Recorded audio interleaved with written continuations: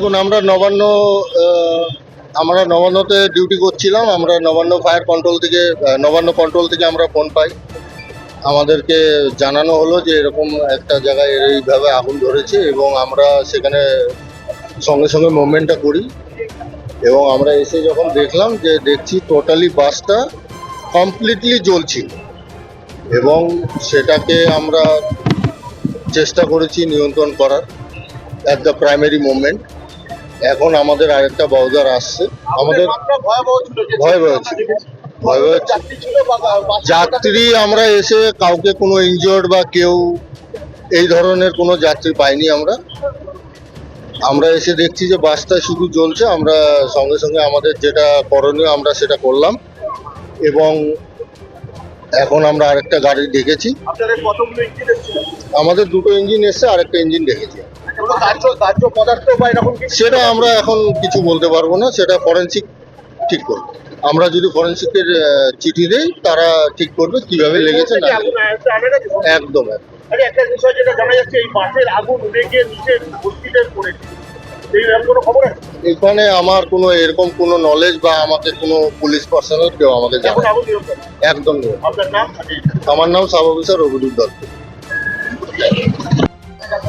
হ্যাঁ স্যার, আমি ছিলাম বাসের মধ্যে। বাস যাচ্ছিল এক্সপিরিয়েন্স থেকে পুরুলিয়া পর্যন্ত। বাস ছেড়েছিল 9:50 নাগাদ। হ্যাঁ স্যার, করুন। বাসে এমনি কন্ট্রাক্টর বলছিল যে ওর মধ্যে আগুন লেগে সবাই তোমরা নামো, সেই হিসাবে আমরা হুড়মুড়ি করতে করতে নামলাম। না না, আগুনে কেউ আহত হয়নি, বাট নামতে নামতে অনেকে পড়ে গেছে। তাতে হালকা অনেকের হাতে লেগেছে, নাকে লেগেছে। আগুন লেগেছিল প্রথমে চাকাতে। হ্যাঁ, এবার চাকা থেকে আস্তে আস্তে ইঞ্জিন ধরলো।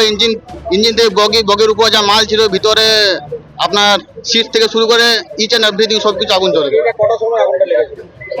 আগুন আপনার লেগেছে মোটামুটি 10:05 কিংবা 10 নাগাদ। সব যাত্রী নিরাপদে নেমে পড়ে গেছে। হ্যাঁ, সব যাত্রী সব ঠিক আছে, কিন্তু ভিতরে কিছু নেই, সব মালপত্র কিছু নেই।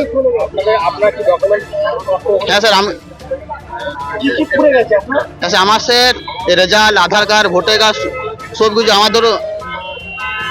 আমি স্যার বর্তমানে বিটেক করছি। এই বিটেক করার আগে পর্যন্ত 1 to 10, 10 থেকে 12 থেকে ডিপ্লোমা থেকে বিটেক, সেই পর্যন্ত আমার রেজাল্ট, সার্টিফিকেট কিছু আমার কাছে নেই। আধার কার্ড, ভোটার কার্ড, টাকা পয়সা, প্যান জামা কিছু নেই আমার কাছে। সব শেষ হয়ে গেছে। আমার নাম রাহুল কর।